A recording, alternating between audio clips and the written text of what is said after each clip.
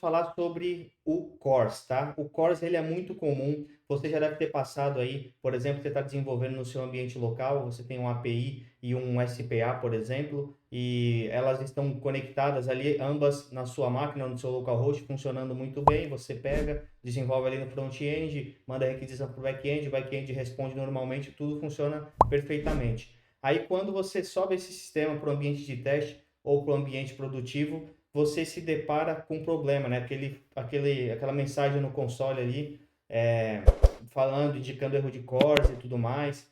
É uma mensagem vermelha, eu vou mostrar aqui, deixa eu colocar aqui na tela para um exemplo dela para você ver. Então, pessoal, aí você sobe lá para o ambiente, né, de teste e acontece esse erro aqui, ó. Cross Orange Request Blocked.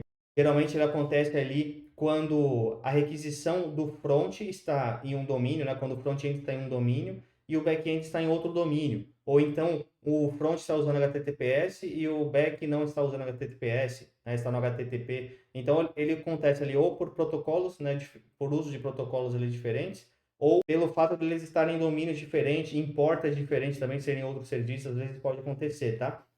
Isso é um mecanismo que os navegadores utilizam para indicar qual serviço pode se comunicar ali com qual servidor, né? Basicamente, quem que pode chamar quem, qual cliente que pode chamar qual servidor e evitar que sistemas, né, externos fiquem usando a sua API ali, por exemplo, sem autorização, né? Então, é um recurso muito interessante de você configurar no seu código para indicar exatamente quais são os domínios que são permitidos de fazer a chamada para aquela sua API. Então, lá no código, existem em todas as linguagens praticamente hoje, você tem bibliotecas e tem configurações, alguns frameworks inclusive já tem isso nativo, que você consegue configurar ali a lista de domínios que você quer que sejam permitidos de fazer requisições para a sua API, né? Também você consegue fazer um controle ali de tempo de cache, para a resposta ali que houve, se é permitido ou não. Você consegue fazer um controle ali de quais headers são permitidos serem enviados naquela requisição ou quais não são, né? Você consegue fazer também a nível de domínio, como eu já comentei. Então, é interessante aí você usar o CORS